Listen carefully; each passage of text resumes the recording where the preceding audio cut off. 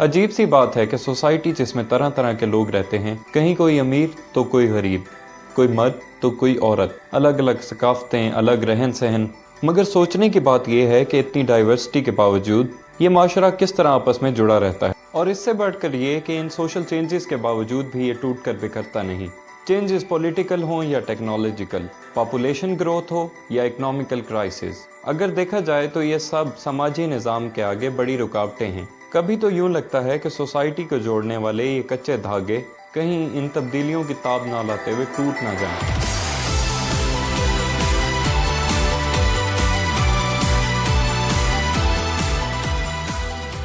अब अगर हम ये जानना चाहते हैं कि यह माशरा किस डोर से जुड़ा है और कौन सी वजूहात की वजह से ये डोर टूट सकती है, तो हमें founding father of sociology Emile Durkheim के ख्यालात की बात करनी होगी। ये वाक़या है फ्रांस का, जहां इमाइल डार्खेम ने 1858 से लेकर 1917 तक की ज़िंदगी गुजारी। इस दौर में फ्रांस में तीसरी रिपब्लिक गवर्नमेंट हुआ करती थी। कहने को तो ये फ्रांस की तीसरी रिपब्लिक हुकूमत थी, मगर देखा जाए तो ये फ्रांस की पहली स्टेबल रिपब्लिक हुकूमत हुआ करती थी। 1800 से 1871 के थोड़े से अरसे में फ्रांस की हुकूमत ने बादशाहत से जमहूरियत का तवील सफ़र तय किया, और यह सफ़र सिर्फ सियासी तब्दीलियों पर ही मबनी नहीं था। ये चेंजेस सिर्फ पॉलिटिकल नहीं थी, बल्कि इसी दौर में साथ साथ टेक्नोलॉजिकल, इकोनॉमिकल और कल्चरल चेंजेस भी रूनुमा हो रही थी। और इसी दौरान ट्रेडिशनल कैथोलिक चर्च की अथॉरिटी में भी कमी आती नजर आई। इस माहौल में परवान चढ़ते इमाइल डार्खेम के जहन में भी ये ख्याल पैदा हुआ कि अरे भाई, इस लेस स्टेबल इन्वायरमेंट में सोसाइटी कैसे प्रिवेल कर रही है, और यकीनन इसको जोड़ने वाले फैक्टर्स का इल्म माशरे को टूटने से बचाने में इंतहाई अहम हो सकता है। सोसाइटी को जोड़ने वाले फैक्टर्स का इल्म माशरे को टूटने से बचाने में कारगर हो सकता है, और यही तो सोशियोलॉजी का एक मकसद है।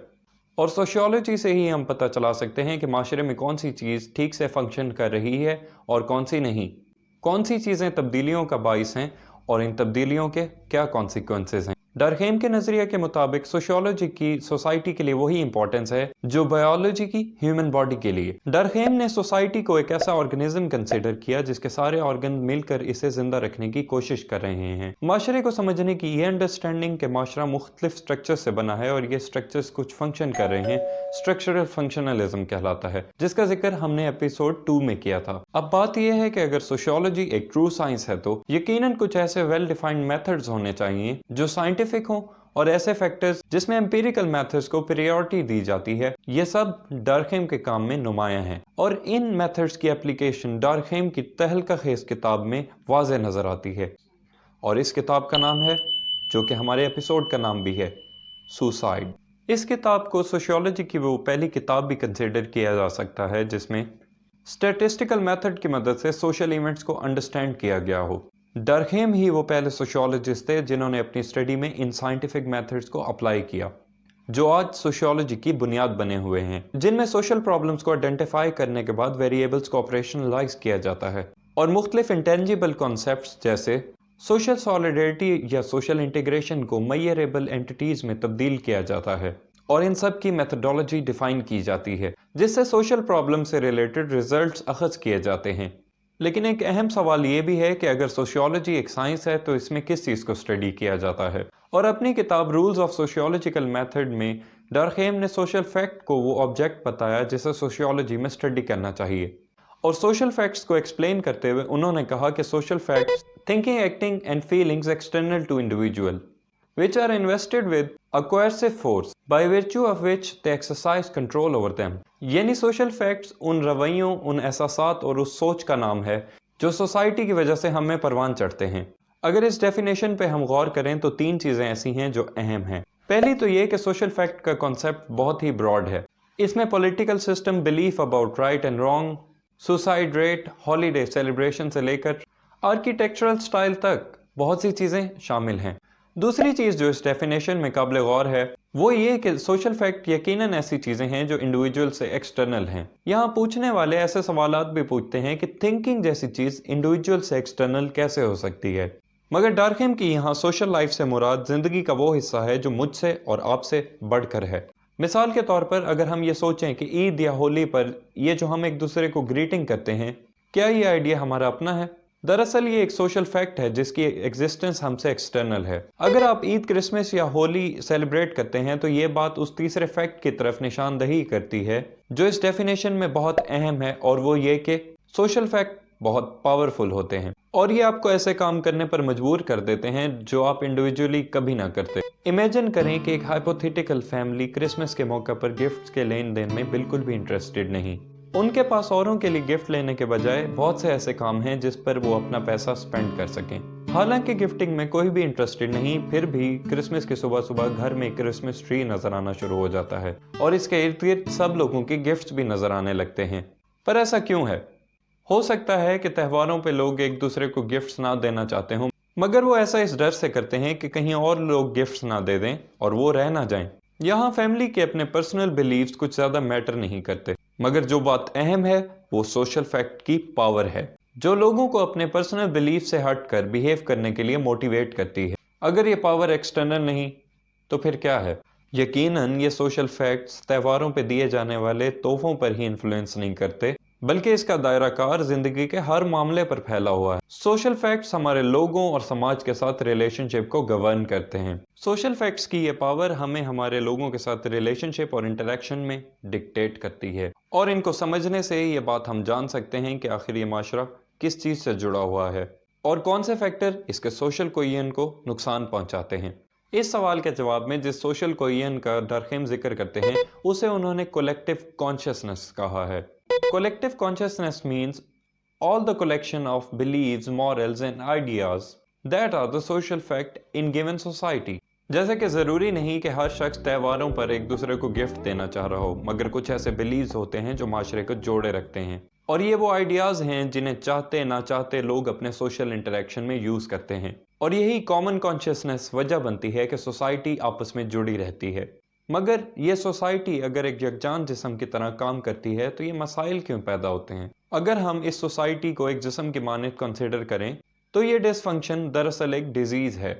यकीनन अब आप सोच रहे होंगे कि जुर्म एक डिसफंक्शन है, मगर डरखेम के ख्यालात हमारे अंदाजों से कुछ हटकर हैं। उनके मुताबिक क्राइम को एक डिजीज के तौर पर नहीं देखा जा सकता, क्योंकि ये तो हर सोसाइटी का एक इम्पॉर्टेंट कंपोनेंट है। हो सकता है कि जुर्म आपको पसंद ना हो, मगर फिर भी ये समाज का एक नॉर्मल फीचर है। वैसे ही जैसे कि कुछ लोगों को ज्यादा सोना बिल्कुल पसंद नहीं, मगर नींद आना किसी बीमारी का नाम नहीं। It's just the normal part of the way human body works। और डरखेम के मुताबिक नींद की तरह जुर्म भी कुछ खास पर्पस सर्व करता है। डरखेम ने कहा कि जुर्म कॉमन कॉन्शियसनेस की तश्कील में एक अहम किरदार अदा करता है, और जराइम की सजा माशरे में सही और गलत की तमीज पैदा करती है, और साथ ही साथ माशरे की मॉरल बाउंड्रीज क्लियर होती हैं। हमारे मॉरल्स आखिर कितने स्ट्रॉन्ग हैं, और यही जुर्म कॉमन कॉन्शियसनेस में चेंजेस भी लेके आता है। मसलन जैसे बखर में ये खबर सामने आई कि कुछ लोग कब्रों से मुर्दे निकाल कर खा रहे हैं, तो यकीनन ये एक संगीन जुर्म था।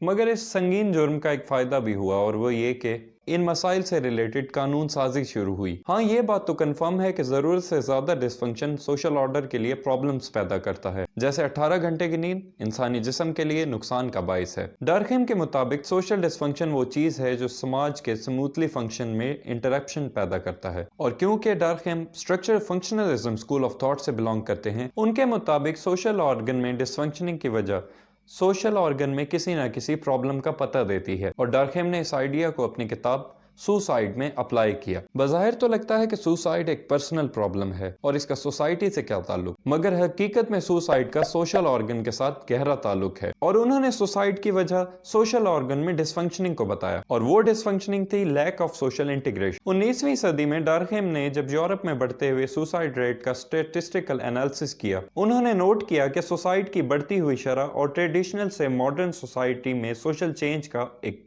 गहरा ताल्लुक है। मसलन मॉडर्न सोसाइटीज़ में लोग ज़्यादा से ज़्यादा वक्त अपनी वर्क प्लेसेस पर गुजारते हैं, और ज़्यादातर वक्त अपने हम पेशा लोगों के दरमियान गुजारने से लोगों का बाकी माशरे से बॉन्ड वीक हो जाता है। आज के सोशल साइंटिस्ट ये आर्ग्यू करते हैं कि डरखेम की स्टडी मज़ीद बेहतर हो सकती थी, क्योंकि स्टैटिस्टिक्स कलेक्ट करने का निज़ाम उस दौर में इतना अच्छा नहीं था। मगर फिर भी डरखेम वो पहले शख्स हैं जिन्होंने स्टैटिस्टिक्स को न्यू फॉर्म में अरेंज किया और उन थ्योरीज को टेस्ट किया जो सोसाइटी के हवाले से पेश की गई। और जब आप डरखेम की रिसर्च का जायजा लें तो आपको मालूम होगा कि कैसे डरखेम ने बहुत ही अहम सवालों के जवाब दिए कि माशरा सोशल फैक्ट से बना हुआ है اور یہ سوشل فیکٹ معاشرے کو ایک کامن کانشیسنس کے ذریعے آپس میں جوڑ کے رکھتا ہے۔ معاشرے کی یہ نارمل فنکشننگ ایوالو ہوتی رہتی ہے اور کبھی کبھی اس میں ڈسرپشن آ جاتی ہے ریپڈ سوشل چینجز کی وجہ سے۔ لہٰذا ڈارخیم کا یہ بلیو ہے کہ ایسے موقع پر سوشیولوجی کا رول اور بھی اہم ہو جاتا ہے، کیونکہ اس میں سوشل فیکٹس کو سائنٹیفکلی اسٹڈی کیا جاتا ہے اور ان سے جڑے مسائل کا پتہ چلایا جا سکتا ہے۔ تو آج ہم نے سیکھا ایمال ڈارخیم اور ان کے میجر آئیڈیاز کے متعلق۔ ہم نے بات کی سوشل فیکٹس کیا ہیں اور یہ سوشیولوجی کو سائنس بنانے میں کتنے اہم ہیں۔ ہم نے بات کی کامن کانشیسنس کی کہ کیسے یہ معاشرے کو آپس میں جوڑ کر رکھتی ہے۔ پھر ہم نے بات کی کہ ڈارخیم نے کس طرح سوسائڈ کے سوشل پرابلمز پر ان کانسیپٹس کو اپلائی کیا، مگر سوسائٹی کو سمجھنے کے کچھ اور ماڈلز بھی ہیں جو بہت ہی اہمیت کے حامل ہیں۔ نیکسٹ لیکچر میں ہم بات کریں گے کارل مارکس کی، اور یہ سب کچھ ہم دیکھیں گے ایوننگ کلاس روم سوشیولوجی میں۔ سبسکرائب کرنا مت بھولیے گا۔